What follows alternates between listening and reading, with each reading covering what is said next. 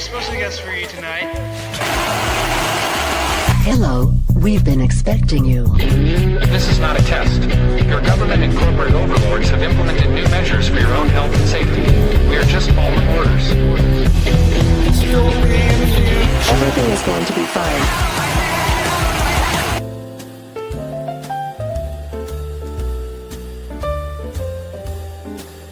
I'd like to introduce...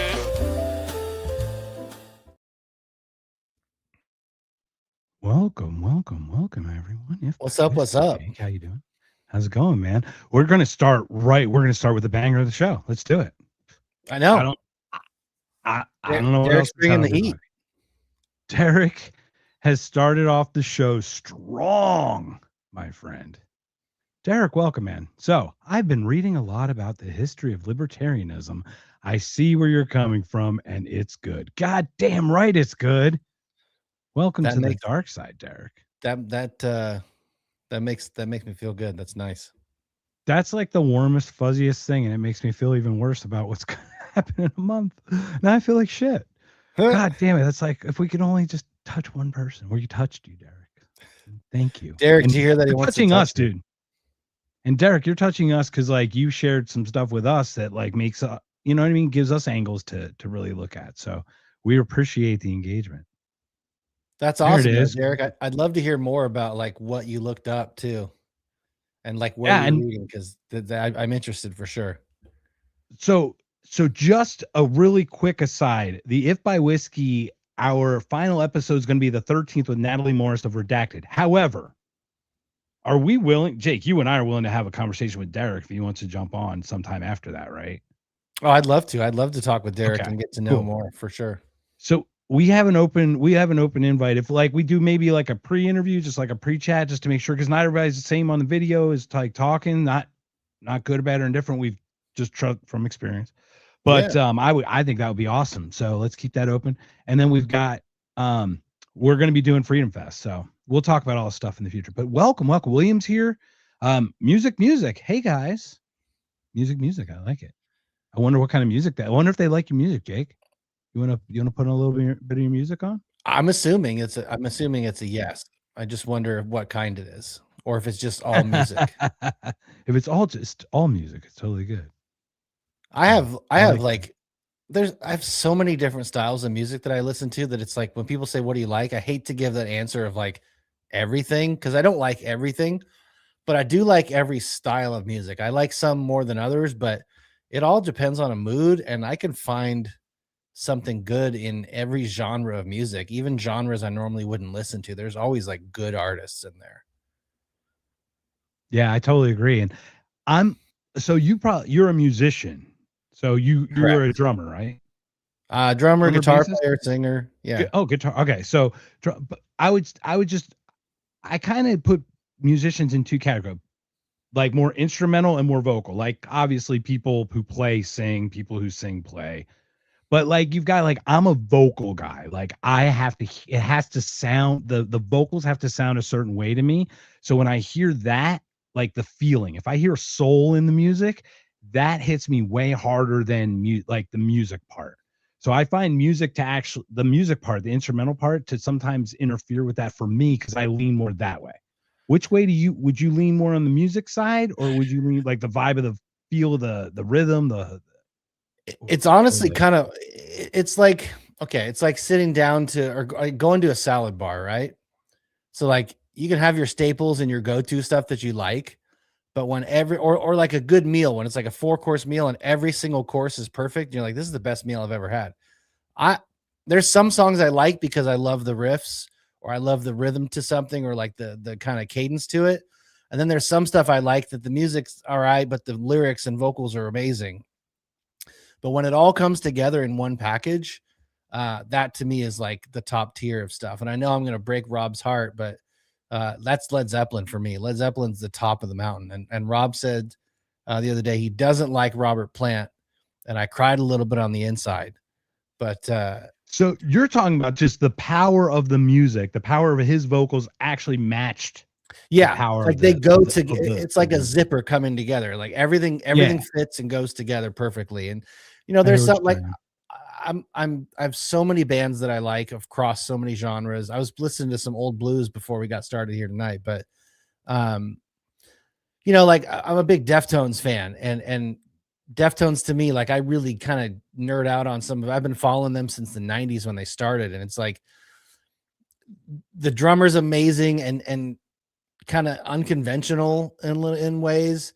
You know, their singer really was a rapper before and now sings, and you know, their guitar player plays 7-string guitars, and he doesn't play anything that's like, there's no shredding guitar solos and stuff, but the riffs that he comes up with are really unique and you know, kind of like little boutique riffs that you wouldn't hear in like heavy music normally. So all that stuff together, and they've had a few different bass players because their first bass player died. But that's just one example. And when it all comes together for me, that's when it's like, it really stands out. But I mean, man, I listen to so much like hip hop. I listen to like a lot of punk rock. I listen to really quiet, like what you'd call like folk music. I mean, I'm across the board. It really depends on a mood. Okay, here's a perfect example. There's a Beck album, and I'm not even a huge Beck. It's not Odelay, is it? No. There's a Beck album, and I think it's called Morning Phase. Let me see. And it's like the whole Morning Phase from 2014. The entire album was written so that every song goes into the next song. And it's like if you woke up in the morning and push play, the feel of the music is like the first 2 hours of your day. And it's all conceptual stuff. And Beck's really good about that. Like every album has a different sound and a different style, but that album specifically, like when I used to smoke a lot of weed, I would get up in the morning and just start smoking weed and listen to that. And it was like, that was starting the day off right, man. Yeah, it's funny because you talk about like mood. When you feel a mood, you look for a song, but then sometimes you're like, I need to get put into a certain mood. Yep. And you're like, I know what gets me here, there. Like if I need to be angry and like clean shit, give me 9 Inch Nails. Give me Pretty Hate Machine. Not Closer and all that other shit. Give me the pre-pop industrial Ring Finger, and give me Head Like a Hole. Give me, you know, just give me that. And I just like gets the blood going, and then you just go. I'm really the thing I'm the most particular about with vocals is heavy metal music or metal, because I'm not a big fan of like the growling kind of stuff. Like to me, it's like you sound like a garbage disposal. Like it doesn't sound. I get that there's a talent to it, and there are some bands that I do like that do that. So I'm a bit of a hypocrite, but when it comes to metal, like I like singers that sing, even if the music's really brutal and heavy. I like singers that sing, but I like Lamb of God too. And Lamb of God's a lot of growling, and you know, but there's a band I ran into the other day called Terror, and my YouTube music like suggested it for me. And I was mowing the lawn, and it was like the perfect mowing the lawn music. It was super aggressive, like punk rock and metal mixed, and was like, it was very intense music. And I loved it. I absolutely loved it. And it was just one of those suggestions. So I'm all about it. What's Derek say about Zeppelin? Previous co-host of Beer Googles and Not Conscious, Chris.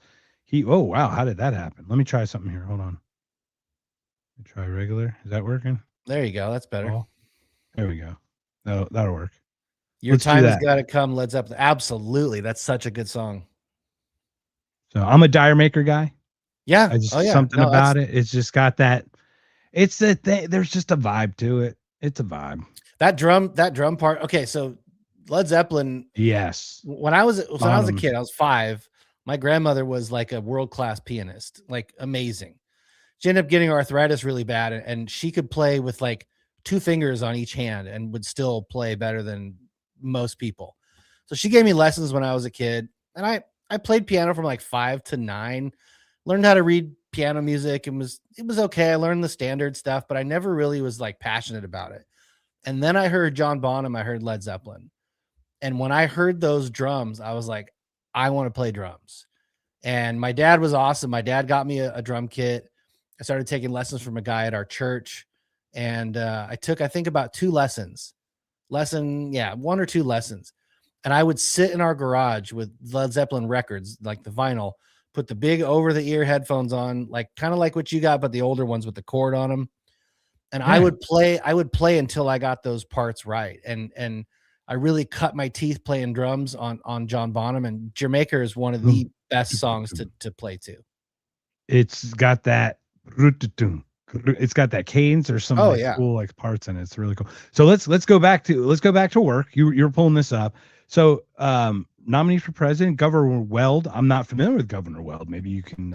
He was a previous nominee. So Derek's doing some deep dives, which is awesome. I love to see that. And Derek, I can't say this enough. Like, we're all about ideas and all about people talking about stuff and learning. And we may not always see eye to eye, even Mark and myself, but the fact that people are on a journey and learning and doing some homework and learning about things, reading about them and educating themselves, even if it's stuff they don't agree with, is your aces in my book, man. I appreciate that.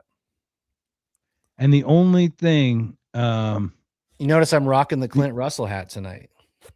Oh, Afafo. America first and only, kind of. So regarding this, can we give Derek some homework? Like, first of all, Derek, I'm an audiobook guy. I don't like to read. I did an 8-part book review with Scott Horton's Provoke. It took me all my strength just to get through. Like 5 years to do that. Oh my God, it took forever. And it's on my head was like, whoa. But Murray Rothbard, Anatomy of the State. It's short, it's sweet, it just tells you, and just like you said, like you're saying, it's good. These things you'll read or hear it, whatever, and it's like ding, ding, ding. And it'll just be like these little pops of epiphanies all throughout that. So that is a perfect next step, in my opinion. That's actually a great step for everyone to get into it, just to be like, hey, wait a minute, what's the state thing that everybody talks about? So I would also say Mises wrote a bunch of books, but there's a really small one. It might be on my shelf about money. That's a really good one to read. And then also Ron Paul's End the Fed is an amazing book. And that really kind of lays it out. And even Suzanne Sherman's book that we had on about decentralization, that's an amazing book too. And it's a good, easy read in a good way, not like elementary, but it's an easy to digest read. And I really liked that book. I totally get it. I'm communicating with our potential guest, so we're having some technical difficulties, so apologies on the typing. But anyway, so let's take a look. Okay, I had to pull this up. This thing, you remember Obama's Operation Fast and Furious? I remember there's like 10 Fast and Furious movies, but I don't know if I remember that operation. Okay. So Fast and Furious, and you'll know it once we start talking, but basically there was this war on drugs. Oh, okay. Yeah. And the ATF thought it was a brilliant idea to take really awesome guns that Americans can't buy on themselves, for example, really high-end stuff, throw trackers on them, give them to the cartels, and then hunt them down one by one. Okay. Brilliant strategy. Yeah, sure. The only hiccup, there was like, I mean, I don't know how no one could have thought what could happen is like, they just took the trackers off once they got the guns.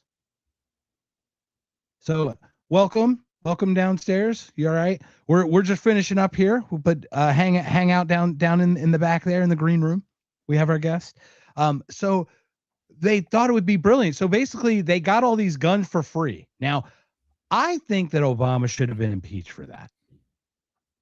Oh, I mean, that's one thing on a list of many. One of many, but just giving guns away, like, first, we hold the Second Amendment sacred, do we not? Of course. Before I play this video, let's bring up our guest. First of all, I'm happy to welcome. I don't know this person's story, but I know there's a story, and I know there's a lot of stuff. So we're gonna welcome this person on. Toni Bones, welcome to If by Whiskey. Hello. Bring you up here. I'm so sorry I'm late. No pressure. No worries. No worries. It's been a weird week. Your first one. No worries. So I'll try whiskey next time. That'll help. So we'll warm it. We'll warm you up. We'll give you the softball one because we were talking about this thing with Obama. Now, I would like to say that we find the Second Amendment to be highly sacred to us. So why the fuck are we giving just guns away to fucking people that we were supposed to fight? First of all, it's like, I mean, it's like the most antithetical. So let me show you what our illustrious Jesus figure, I'm sorry, Branch Trumpidian compound. Where's he at? We should call the ATF, dude. I swear to God, we should be like, there's a cult at 1600 Pennsylvania Avenue. I just know it. The Branch Trumpidians. All right, so let me share what our glorious leader, exalted leader, told us here. Let me find it here, and then hopefully we can talk.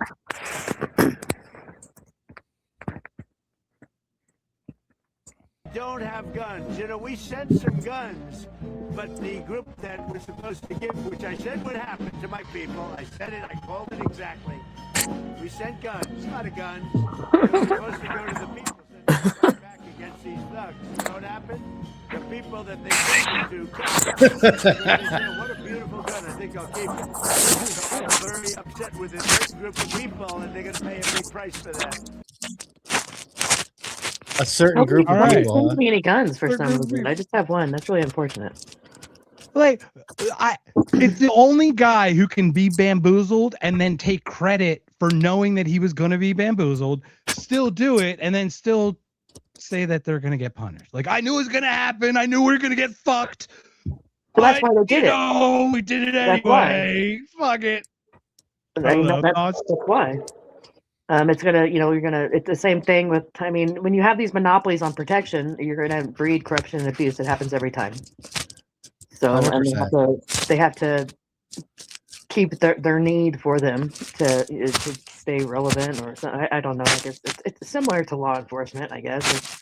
That was kind of one of the most ridiculous things I've ever heard too. But nobody sends me guns. That's really unfortunate. If they want to, P.O. Box 11, Forest Falls, California 92339. You're in a good spot. Did you say Forest Falls? I am. Oh, I was gonna say you look like you're on like a porch looking out into the forest. That's what it looks like. I am. Oh, see, I nailed it. I am. I'm jealous. That's Forest I Falls. I can smell the lack of smog in the air. I can just smell it. Yeah, a little bit, but that's my fault. It's actually a new habit of sorts. Not particularly proud of it, but anyway. New habit. Interesting. Yeah, I didn't start till 40. 3 months, I think I've been smoking cigarettes.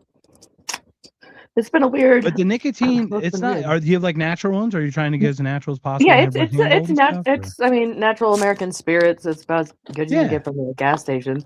Nicotine is a powerful nootropic. It's been used for thousands of years. It's valuable. I'm looking at like getting an MS diagnosis, and I agree. So it's beneficial, actually. Amazing. Yeah, we're still trying to get Alp. Look, okay, I will. If Alp calls us on the 12th of May and says we got a thing, we're gonna keep going, right, Jake? I promise you, man. I promise you. Just so Tony, welcome to If by Whiskey. Jake, did you want to start off? Do you have a question right off the bat, or? I was just gonna say, like, you're painting a picture with the front porch vibes, and I'm genuinely curious to learn about you. I was reading your X page after Mark said you were coming on the show.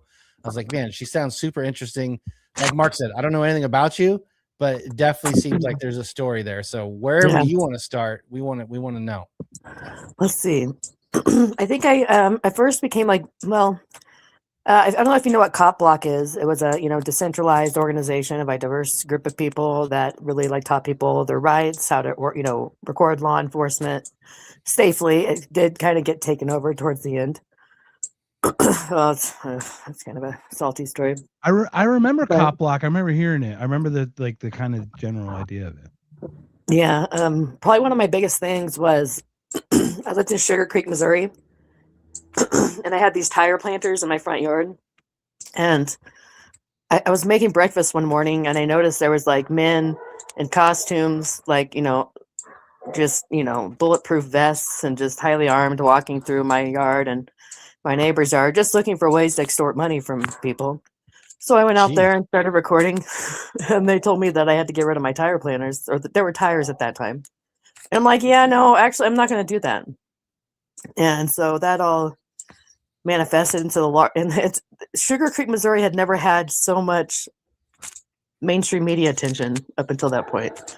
And so I was ready to go. I did my little tire planters. Yeah, and then by the time I got to court, I mean, there was the news there, everything. When I got to court, there were tire planters that were made by the police chief and his niece as a gesture of respect. Oh, that's and cool. It was a really interesting experience. I doubt the tire planters are still there, but yeah, I was looking at 30 days because I refused to give them any money. I was not going to give my family's already scarce resources towards, Who were they? Did they identify themselves, or were they cops or like Sugar Creek Police Department? Oh my God! Yeah, and then but by the end of it, the police are just walking through yards looking for people doing nothing wrong. Yeah, pretty much. They were at that point. To be fair, at that point they were under these stairs. They were there since I moved into that place. It was, a shitty little place. But I was young. I had kids, and I was, my thought process was I could pay this off, and it was a home that nobody's going to be able to take from me because I was done with that, and being dependent. I found myself in that very same place where I'm done being dependent on men or anyone. But yeah, so Fairleigh, when they first came, they were not tire planters. By the time they came back next, they were, and they're like, "Well, you're going to have to move." I'm like, "Well, I'm not going to. So why don't you just write your little thing, and we'll take this to court." And yeah, by the end of it, the police chief loved me. So did the poor guy. His name was Jerry Garcia. He passed away since then. But I was a little shit, but I was good intentioned, and yeah. So I guess the biggest thing was probably the tire planters. It was on CNN and all of that. Single mom looking at jail time for tire planters. You made it to CNN? I did. What year was this? Because I want to look. I'm going to look back into the archive footage because 2013 or 2014, maybe 2014. Because I heard a podcast that you were on about the planners, and I knew that was just the beginning of it because we're not only independent, we're highly disagreeable, we're autistic, and we tell everybody to go fuck themselves. So I can tell that you had a history of people not feeling rubbed the correct way after experiencing some of your independence. So we do rub a certain personality disorder quite the wrong way, and that's okay. Authenticity bothers the right people, and it's important that we pay attention to this. And yeah, I'm still dealing with that at approaching 40, but so that was probably my biggest thing, the CNN and all of that. And then I did let's see, there was the Ferguson thing where I went to Ferguson. This was before Black Lives Matter got there. Okay, at that point, this is Ferguson, Missouri, correct? This is where they had the shooting and the riots and everything. Yeah, I brought magnesium. Remember Robin Williams died that week? It was a really tragic week. I don't remember. That probably was. Yeah, that was a weird week. I got there right when it happened, and everybody was in Wilsonville, Oregon, of all places. When that happened, it's crazy. Yeah, man, mental health, it's a thing. I don't know. Maybe you knew something. I don't know. I'm just a peasant. I don't know what's going on out there, but I'd imagine. What happened in Ferguson? Tell us about what you did in Ferguson. Well, when I get I'd love to hear the push pull, like what you do, how a certain type of people, control people, whatever, react or whatever, and this kind of dance. It's kind of like a tennis match. I noticed right around then, BLM. I knew for a fact I'd been working, grassroots and seeing how hard it was to get people off their couches and to go and do these things, even people that care about these things, And then all of a sudden, BLM started crashing my my protests, to try to hijack my media, and I got so much shit. But I called it out. I said, BLM, there's something fucking weird with that. When I got to Ferguson, there was no racism. None of that. There's plenty of footage. We were all working together. People were giving us food. I brought, milk and magnesium and water and showed people how to make a 50-50 thing, to deal with tear gas and all that. And then after I left, the Cassandra Fairbanks or Cassandra Rules or that woman, speaking of people I rubbed the wrong way. And then BLM got there. And the next thing I know, there's fucking fires, all of that. When I got there, the fire to the Quick Trip had happened. But I'm telling you, we were all working together, sweeping things up. There was no racism. I'm translucent, okay? If there was going to be racism, I was going to encounter it. I did not encounter any racism. It was not like that until BLM or whatever that was got there. Because I tell you, I know how hard it is to get hundreds of people anywhere. Those people were paid, and they were prepared. And now, I mean, I guess we know now kind of what. Yeah, it was weird. I called we're starting to see connections all the way up the hierarchy.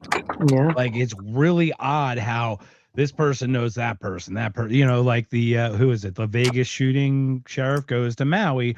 Oh, right before the fires. Okay, great. Yeah. Sounds great. And then, and failing upward and all this weird stuff. And you're like, how does this happen? And they all know each other.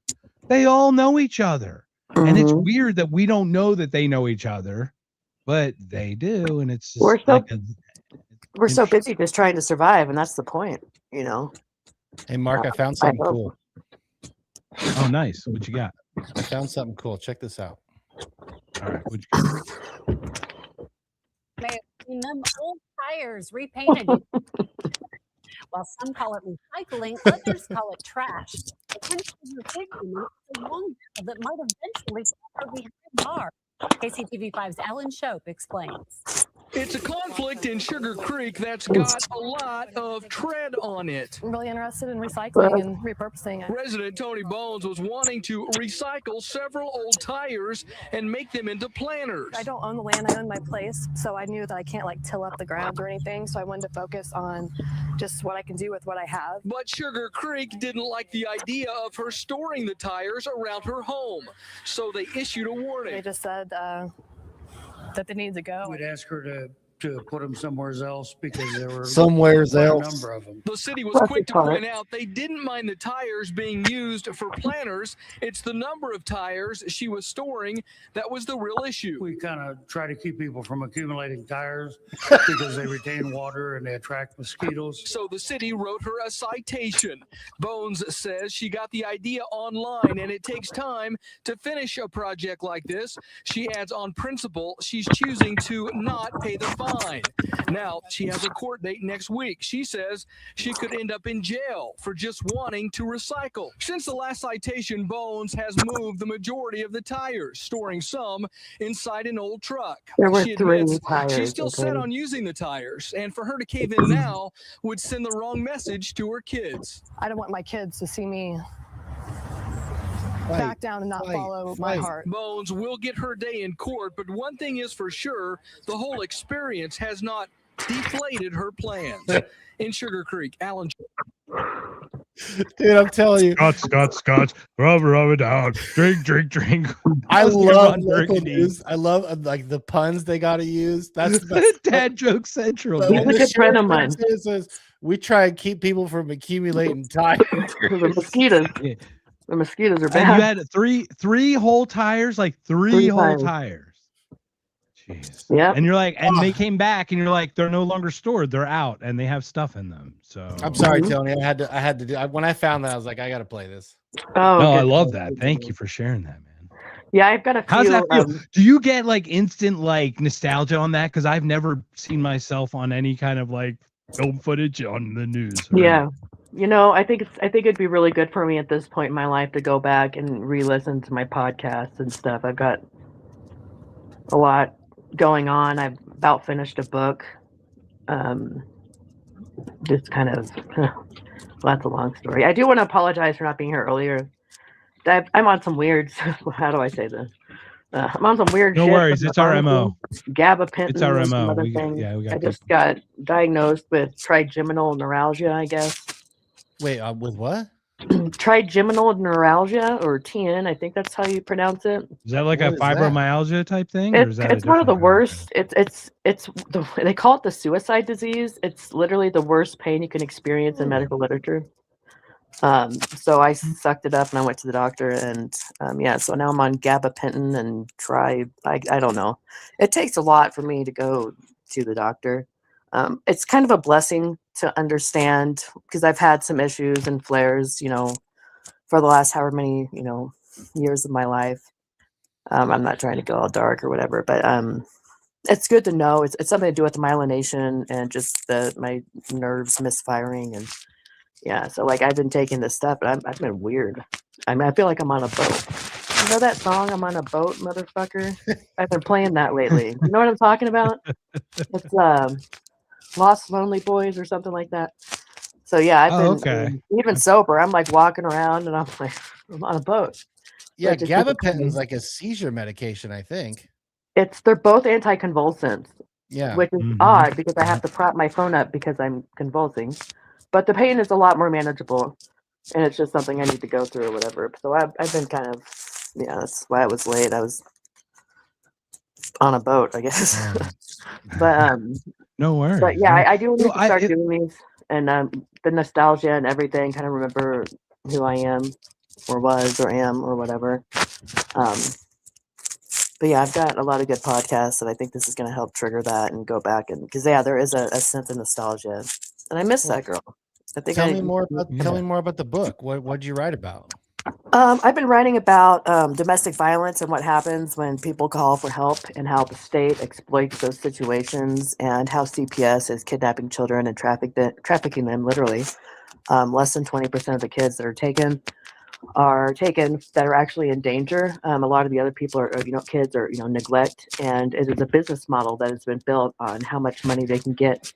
Special needs kids, large sibling sets, young kids, their business model is literally built on adopting children out.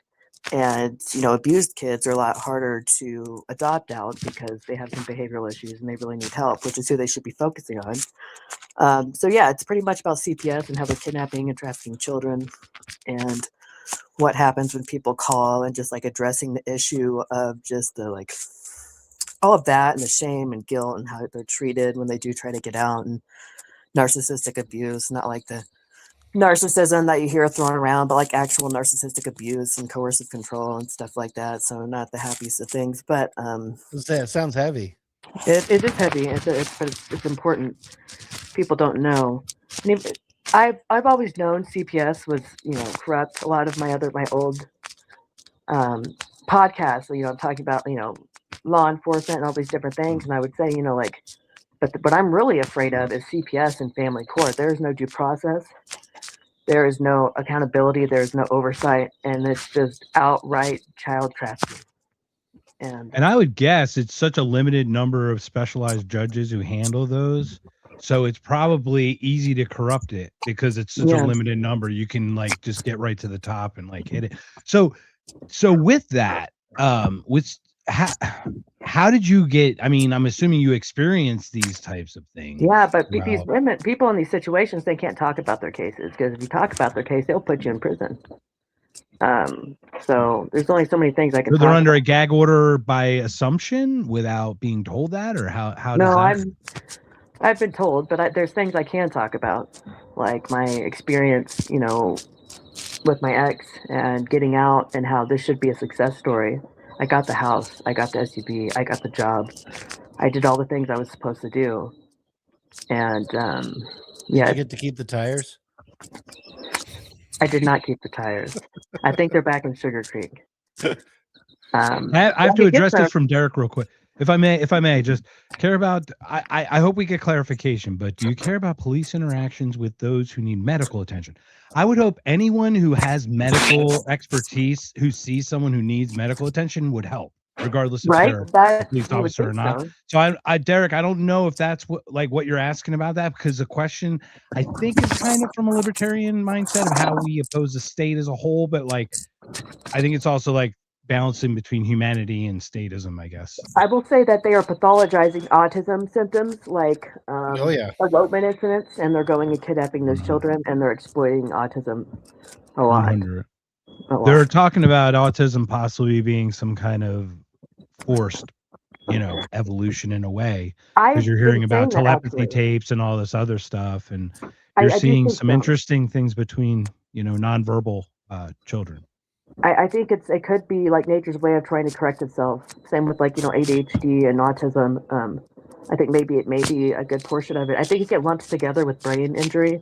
I think people with certain MTFH or whatever gene thing like that. I got hit in the head and I see visions. Yeah, that's what happened to me. I think it's lumped together, but I do think it very well could just be superior software running on standard hardware. I mean, we've only had like lights available with the light switch for the last hour. You know what I mean? Like, there's just so many things going on, and I do think that it could be like nature's way of trying to like correct itself from narcissism, like actual narcissism. I don't know. I have my own little theories on that. I guess autism is. Nature tends to have a lot of autistic, corrective forces, right? I mean, Mhm. nature does get in the way in a lot of ways. So it's interesting how evolution corrects itself in some ways. What was that one that Brent talked about, where like it changes, like people all of a sudden like all have girls or have like a lot of children, and some people stop having children. What was that one? It was like a biogenesis. I don't remember. I know what you're talking about. I don't remember what it was called. I forget the term, but anyway, it's something like that where there's like almost like a self-correcting evolutionary mechanism. No, we're just mere humans. We don't really know. But I have autistic I have identical twins that have, you know, rather significant symptoms, and they're savants. Like, without exaggeration, they are extremely intelligent. They have perfect pitch. At 4, Pollux could, you know, follow along. We've been doing music lessons their whole life, though, but can follow along and read complex sheet music. You know, they know their solfege hand signs, do, re, mi, fa. You know, it's fascinating. It's really fascinating. Hyperlexic. Castor, they're all hyperlexic. Castor has been able to write his alphabet since long before. They'll be able to, you know, read and write long before maybe having like small talk, which, you know, small talk isn't that great anyways, but truly fascinating. Yeah. Well, small talk's important, but not vital, unfortunately. Conversational speech will come. They'll get there. Yeah, that's so funny because when you talk about like homeschooling something, you have like they have like adult talk, and then they talk to children. Like, I can't talk to these children. It's funny how that happens. But William wanted to share heavy subject matter. Good luck, Tony, on your and Godspeed on your book. Now, also want to share William's coming on Knocked Conscious on the 30th, next Thursday, and in 2 weeks, and he's actually going to talk about his son, who I believe is on the spectrum, right, William? Feel free to share that in the comments. But he's going to share about that. We're going to go a little woo about that. So it's really interesting that you talk about it today, and William's on early today. Yeah, get a hold of me. I'm supposed to like even out. Oh, like Coin Lisa. There you go. And yeah, I'd love to watch it. And yeah, I need to get. Oh, we got you in touch with Spike, right? Did you actually get in contact with Spike, or did you I just have his contact? I started to write the things down, and it was so heavy I couldn't even finish. Yeah. Honestly, I can imagine. But I need to get back to. I don't know. I need to re-listen to my stuff and pull my head out of my ass and get used to these weird things that I'm on now, but it should help a lot, honestly. I just have to get used to it. And there is some value in Western medicine. And I could not function that way. Sometimes there is. Yeah, I mean, in sometimes it's very much a scam, and then in a lot of ways, in certain things, it really can be helpful. In emergency situations, you know, like I was very grateful to be able to have a C-section at Cedars-Sinai with the best doctors in the world with my twins, and then, you know, Griffin, my youngest son. And, you know, there's, you know, it's the insurance company that really get in the way of a lot of things.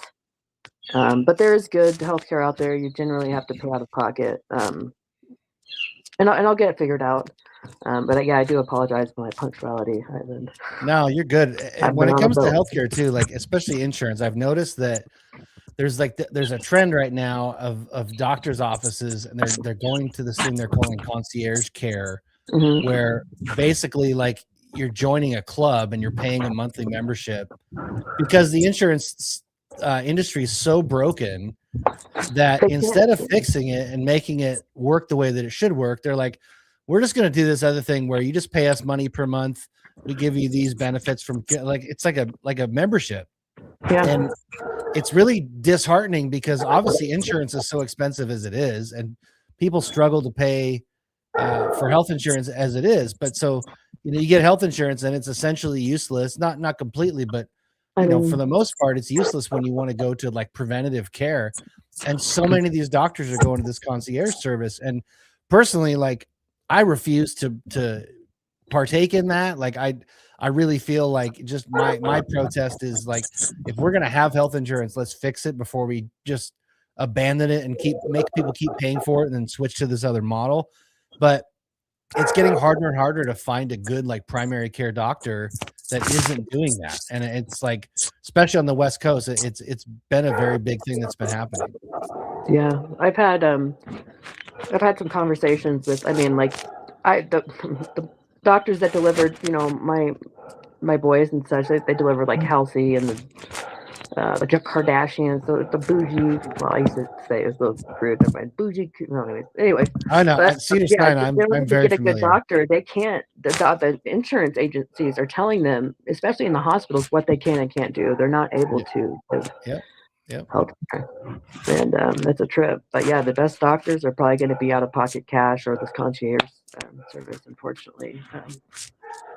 But yeah, I'm gonna have to figure it out. I'm gonna have to go to Mexico, I think, and think of doing that sequencing thing to read through and get like a better understanding of my genetics, and then the AI MRIs in Mexico. Probably my best bet, and that way I can at least bring information to a doctor, because as far as just going and getting an MRI, I don't know. I don't do good with like the bureaucracy of shit, just in general. So welcome to the club. Right. Right. But it is amazing too, like how much information we have at our disposal now, where, I mean, yeah, the joke used to be like you go to WebMD and everything said, oh, you got cancer, you're going to die. But now, like, there's so much diagnostic tools with AI and with so many things where you can go to a doctor and kind of tell them what you want them to do, and at least give them a starting point more than you ever could in history before. It was great during COVID. Yeah. How educated how COVID. educated did we all make ourselves as we were struggling with the thought of whether we were going to kill our grandmother or not if we did or did not eat this thing? Like every day I would look for some way. Can I talk myself into it? Because I feel like an asshole, but I can't. I just can't fucking do it. I just can't do it. And then when the doctor would push it on me, I'd be like, you're wrong. No, that's not how this works. That's when we bought the school bus. Like, we were prepared to lose our income because we were in California, and that was one thing I appreciated about my husband. He was spirited. He was not going to get the shot, and good for him. But he was like a medical hero or whatever. So we got to travel. Traffic was great in Southern California. There was nobody in the hotels. It was cheap. We got all these hotels along, like, you know, the ocean and everything. Some of the best memories of my life were during COVID. I need to remember that. But yeah, I traveled all over with my kids, and see, I'd already gone through the existential threat or whatever doom, you know, back.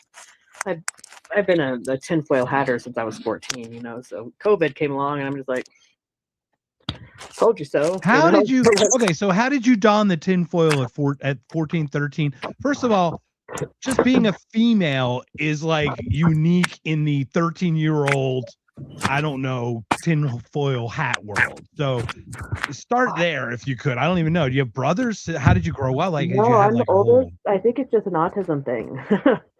You know, in eighth, I think it was eighth grade, I took a IQ test, and this was like the second or third time I ever altered my state of consciousness. It was on my mom's Xanax, right? I didn't know much about that. I hadn't learned about Arrowhead yet, and all I knew is that there were these tiny little pink pills, right? And I'd heard something could happen if, you know. So I figured because they're legal, you'd have to take a lot, right? So the first time I ever altered my state of consciousness, I took 7 of these little peeps Xanax, which is almost 2 bars of Xanax. So the third time I ever altered my state of consciousness was not that much, but maybe closer to a bar. But I had to go take a psychologist, whatever, ran IQ test, and it was a few points away from a Mensa invitation. I've just always been, I was one of the first of my generation, you know, on a computer. When I was young, I probably sat in front of the computer where I wasn't at school. Like, well, thank God, because when I was out running around, anyways, my mom used to say I collected the strays, or I got along. I could get along with anybody, but I don't know. I sat on the computer a lot.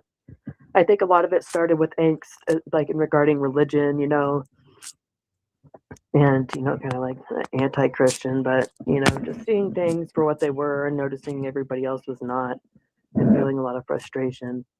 But as far as, you know, I'd say my first influences that really stuck with me, that resounded as true, were George Carlin. George Carlin changed my life. I love that man dearly. I 100%. It's a pick him up big and give him a fucking hug club, 2 and days. you ain't in it. Yeah, That's- and Jesse Ventura.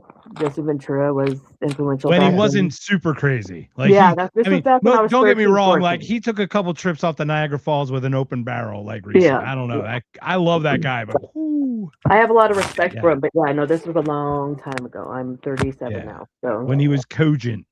yeah, and just being, I don't know. I gotta just say being- too, like I relate to what you're saying as far as like seeing things for what they are, and I was never really anti-Christian per se. I mean, maybe I was in my early 20s, more of a, for lack of a better way to label it. But I grew up like the Christian house. In fact, to tie this into where you're at, if you're in Forest Falls, I went to that Forest Home. Oh yeah.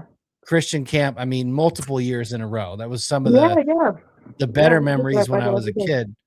I'm about 10 years older than you are. So, I mean, I remember that quite a bit and those being good times, but I do remember like teenage years into my early 20s, I really felt like I was seeing things for what they really were. And it seemed like most people weren't. And I can definitely relate to that. Yeah. Yes. I thank you for bringing that up, Jake. What about, I want to delve into that anti-Christian thing. I am an anti-theist because theism to me is the human like understanding or definition of whatever that spirituality is, which we ain't got it right. It's way beyond our understanding right now. So I'd love to hear what the anti-Christian is and what kind of is your worldview in that way from that perspective? With that, I've just I've been exposed to somebody that actually studied the language that the Bible was written in, and it's all metaphorical. It has more to do with astrology than actual people. And yeah, growing up in the Bible Belt in the Midwest, it just didn't make sense to me, and that's why. So now that I'm older, I have a much more humble, or I don't know, spiritual aspects and stuff like that. I find like Christian Gnosticism interesting. I studied religions and philosophies for fun. So while most people were watching VH1, I was reading about Taoism and just a fucking nerd. May not look like it, a big nerd. Yeah, just a nerd. It's and crazy the shell that the nerd comes in. Like nerds come in all shapes. I've seen like super athletic people, like super like all different shapes inside. It's crazy, like the personalities and the genetics that are actually inside the other genetics that make up your physique, which totally separate from your personality. It's astonishing. So yeah, that's pretty much it. I mean, now at this point, I was exposed. I was married to somebody that was kind of similar in that sense, I guess, and studied religions. And then he had like a bookstore at one point with the Freemason thing, I guess. I don't know much about that. Fairly, there were red flags. Okay, but yeah, especially it's fascinating. Oh, excuse me. I'm sorry. I'm sorry. I'm sorry. I have to jump in here. Oh, I'm sorry, Derek. We can talk. We can do a Jordan Peterson. I've done a couple Jordan Peterson breakdowns. Love to talk about it with you, Derek. I just thought that's great. We're not shitting on faith, man. Let me be 100% clear. Your direct faith with whatever you believe, man, that is your thing. The problem is humans fucking institutionalize it and they have to collect it. Like you don't need a middleman for that shit. Just have your faith. Just have your faith. You don't need someone to collect 10% of your shit and whatever.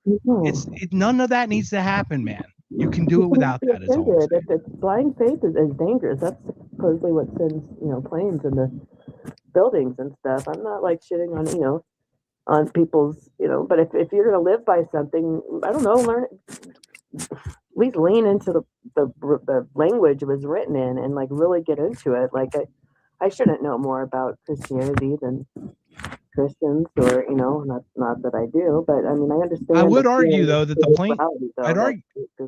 Go ahead.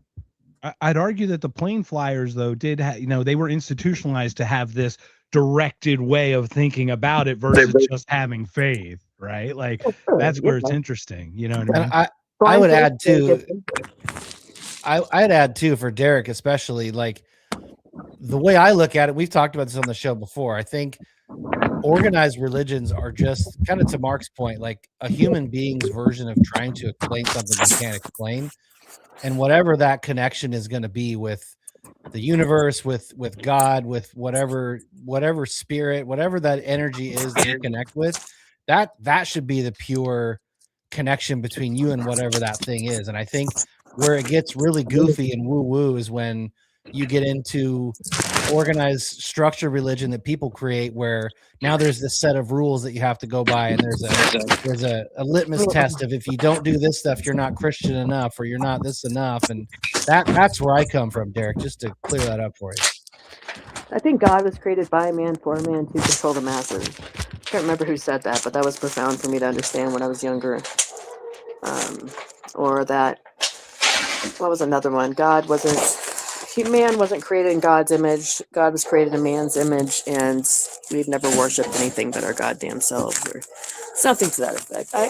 I'm not shitting on people that want comfort and understanding and all of that. I just, anybody that's telling you what to think and what not to think, or if you get offended or afraid when people start talking, just really think about it, and I don't mean that backhanded at all. I definitely, as I get older, there's definitely value in that. I don't know. I'm not trying to insult anybody. I do. No, and regarding Jordan Peterson as well, I do want to. I have no idea what's going on with him recently. I haven't seen anything recent, but my understanding is he's had some pretty challenging health things. He was brilliant when he was being attacked. I want to be 100% clear. He had the courage to stand up the way he did, but there was a crested area where he became the thing. It's just like Nietzsche. He became the thing that he countered, to the point where he actually asked people about guidelines when his whole thing was about fighting compelled speech.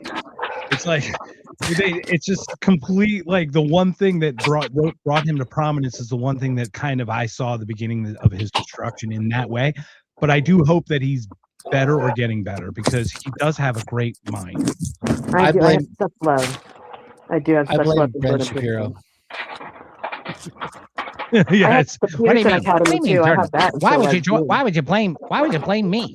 That's ridiculous. If anybody, it's Mark Levin. He's the one who looks like a piece of moldy bread on his head.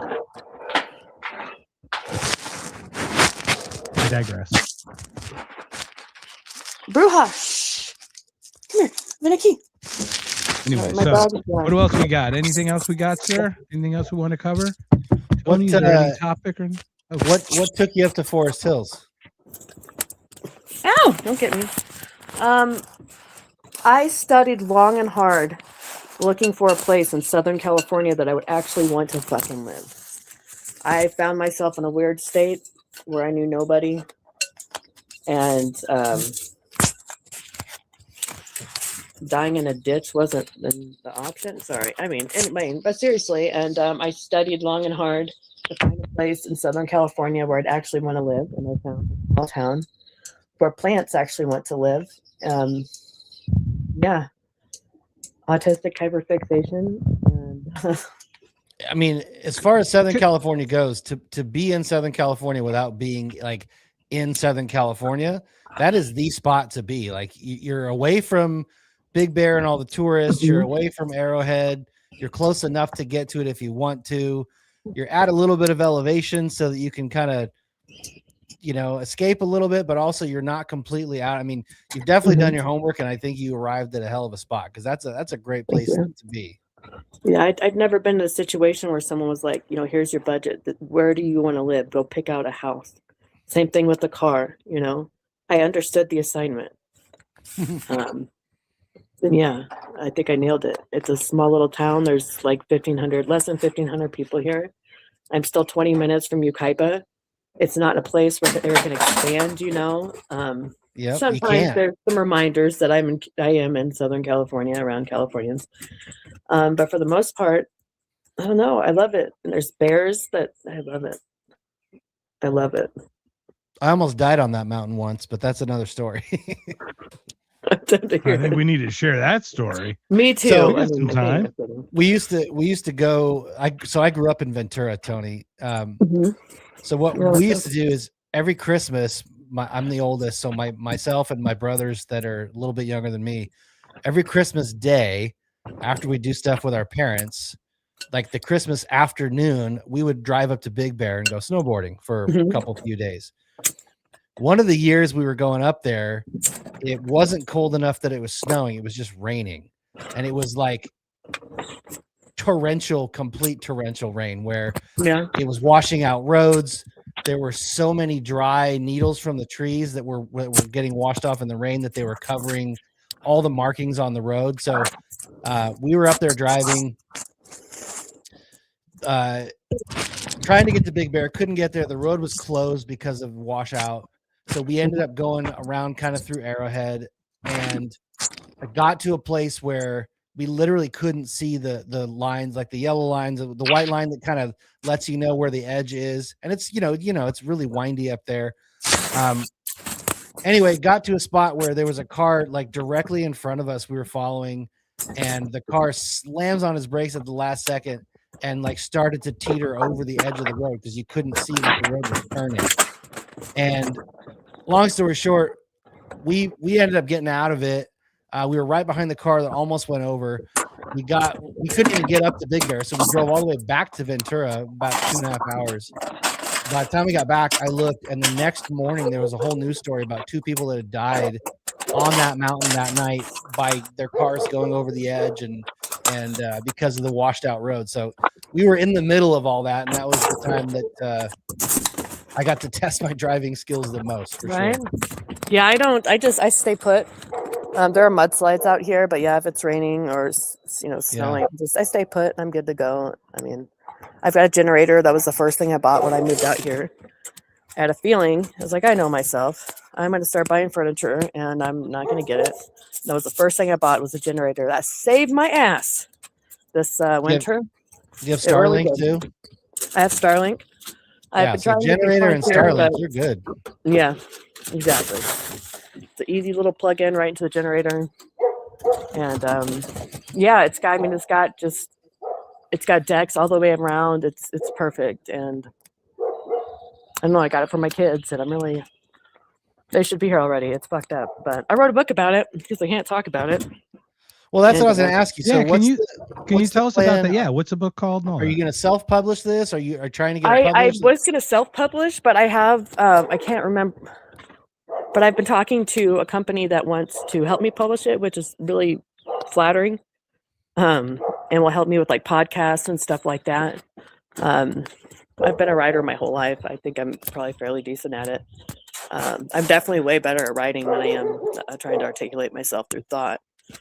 And so this was my first podcast. Like, I got to get used to, doing this again. So once I'm ready to publish, I'll come back and be here on time, 15 minutes early even, and not slurring and whatnot. Yeah, we'd love to follow up when you get the book out for sure. I don't know. I think I'll call it "Why Don't You Just Leave" or something. I don't know. But I'm almost done with it. I squirreled away. I was like, I disappeared, basically for 2 months and squirreled away, and instead of like info dumping on all my friends and all of that, trauma dumping, whatever, I just started writing a book. And good for you. That's a hell of an accomplishment. Thank you. 100. So what we should do, you're right next to Vegas. Come to Vegas Freedom Fest, July 8th to the 12th. Jake and I are having If by Whiskey live. Come on out. We've got a bunch of people sign up for it. Whiskey 100 gets you $100 off. That's still with an E, I think. Unfortunately, Jake, we didn't get it without the E, but that's okay. Whiskey 100 gets $100 off. Come to Freedom Fest. Even if you just come as media, and you will get even, you can work out those things with Valerie. I've done that. Her on. I've got a little media pass in my trunk even. Yeah. So come on out for that. We have such a huge group of people in the liberty movement, I would call it. I hate to say libertarian, all the labeling, but general liberty, freedom-ish movement. Come on out, and that would be probably a great time to have that. I'm a burnout has-been B-list libertarian, I think is what I used to call it. Burnout has-been B-list libertarian. Yeah, no, I totally get it. The liberty movement. Libertarian. Yeah, I'd definitely say probably more philosophical, anarchist, voluntarist, agorist. I don't know what I am now. I'm trying to figure out how to, adapt to the world I live in.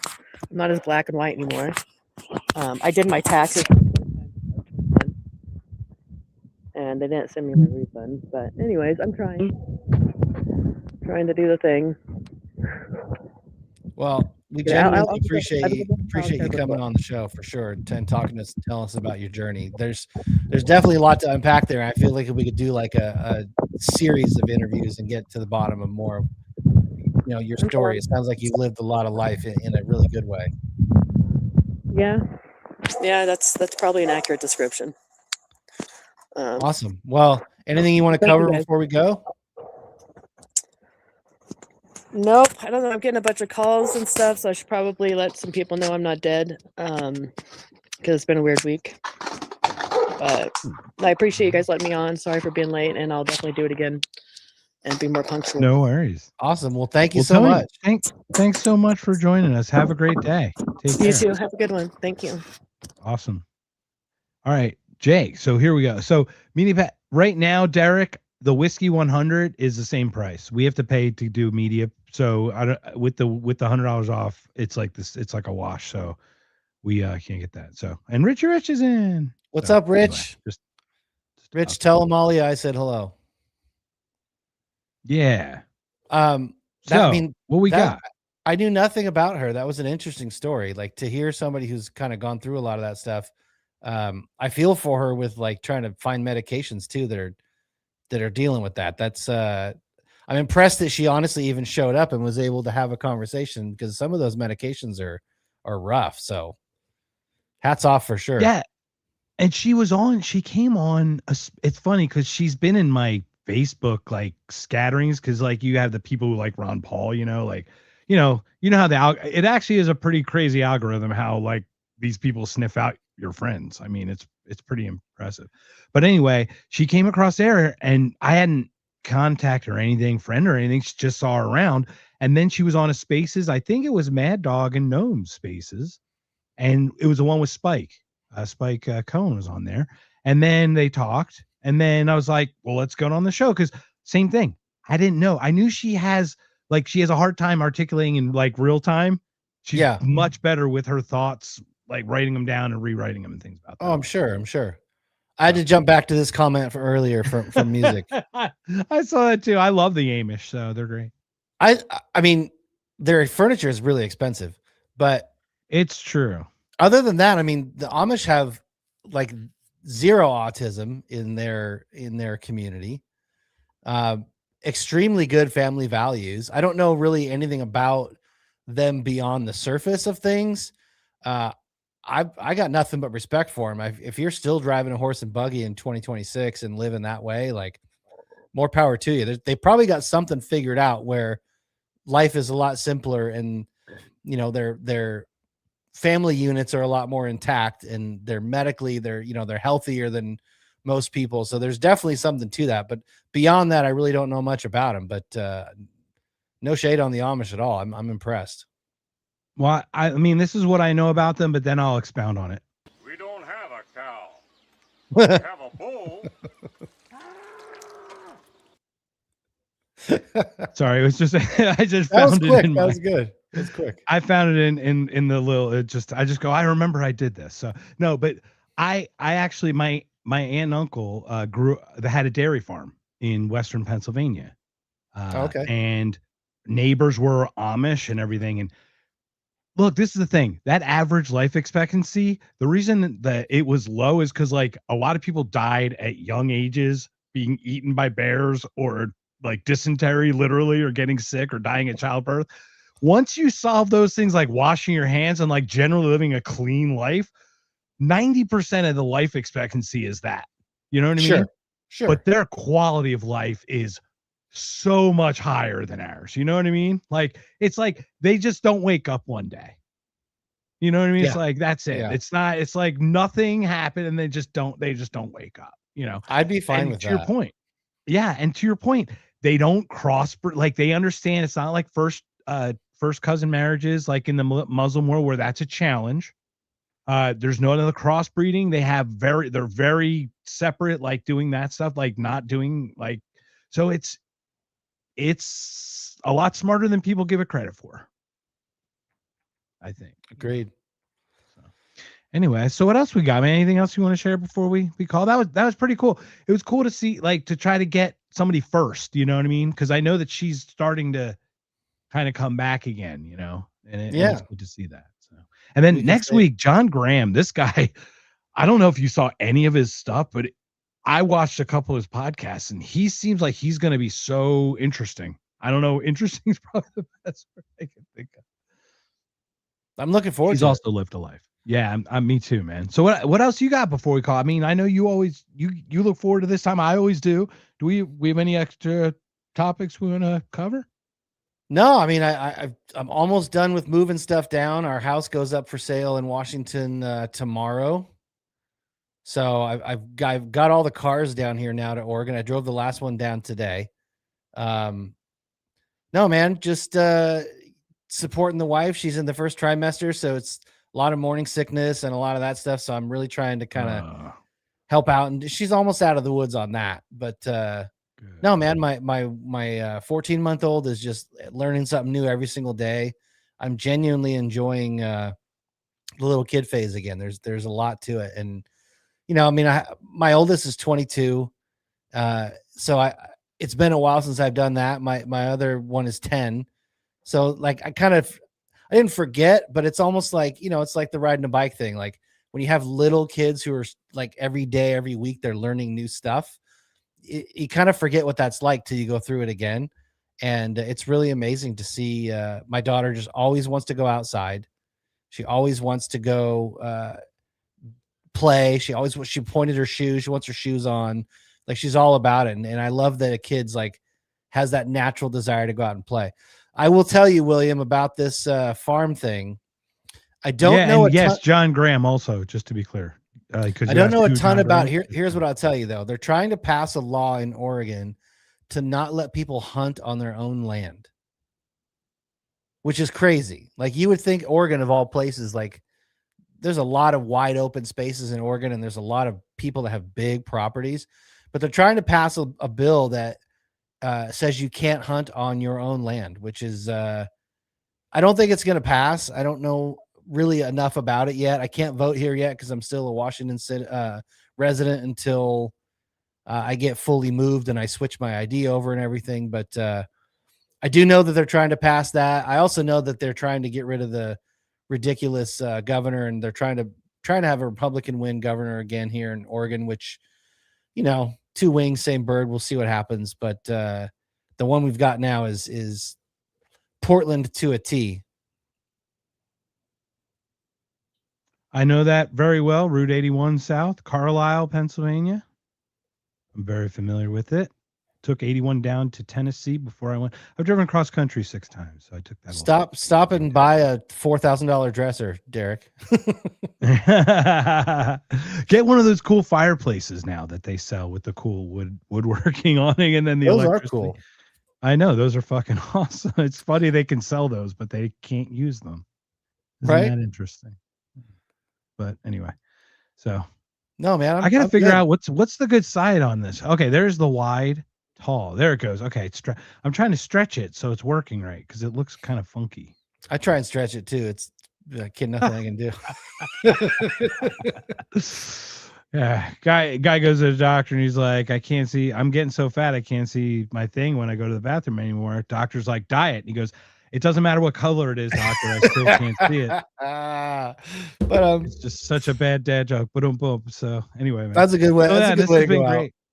Yeah, it's a good way. We'll just end it on that. But man, this has been fun. So we've got John Graham next week. Like I said, he's been like some military dude, firefighter. I don't know what the heck. It's like he reached out to me. So I'm fascinated by people who have that much energy to yell at me. So I'm curious if he's just going to yell in a good way, like energetic. Talk with him. I want to get back when William's back again. I'm looking forward to that. Yeah, so the 29th. Who we have on the 29th again? My buddy Colin is coming on the 29th. I'm getting the details from him to get his email so we can get him an invite. But Colin's a fascinating guy. He's he goes by Brainzilla on X, and he's a very well spoken, very well thought. You know, I don't really engage with people on X as much, like to fight. It's just I just don't have the. I mean, I'm impressed with some of the conversations you have on Facebook that you share with me, because there's some bangers in there for sure. I don't have the I used to do it. I just don't have it anymore. But Colin is really good at like just breaking people down step by step, and there's an art to it, and I don't have it. There is an art to it, and I'm not good at it. I'm terrible at it, but I use it to hone my ideas so I can verbalize them as well, right? So like I use it as a debate tool to sharpen my debate stuff. Are you for body cams, Mark? I mean, I don't see why not, but it's like, I mean, I'm not for police really the way we have them. So, I mean, yeah, how about you? You tell me your thoughts. I would say, considering we have the police, body cam footage is additional information. So I don't see it being a bad thing. It's very much in the spirit of the system that we have versus the system that we should have.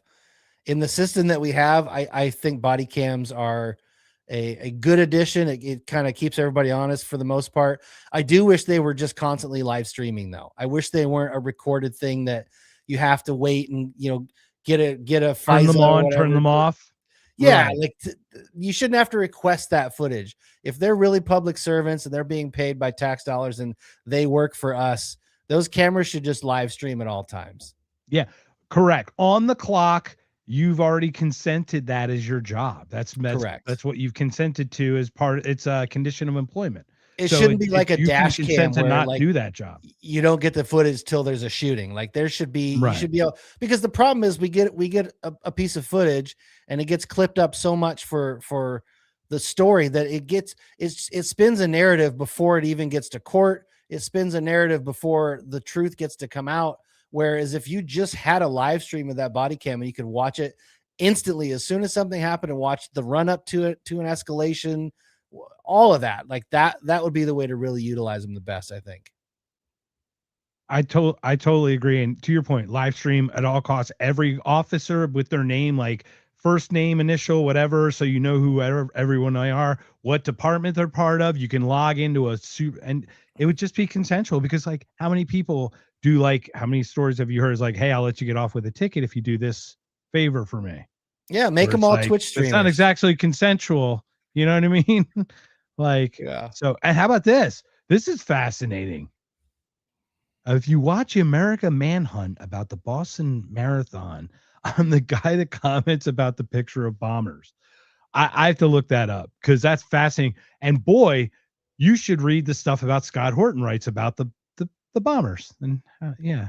Here's the last thing I'll give you before we wrap this. I just finished last night on Netflix. There is a 3-part thing called something about the Godfathers. It's all about the 5 families in New York, all about the history of the mafia and like how it came about, who the leaders of the families were, and all the mob wars and stuff. It was super fascinating. It just came out and I finished it already. It's 3 episodes, but I recommend that.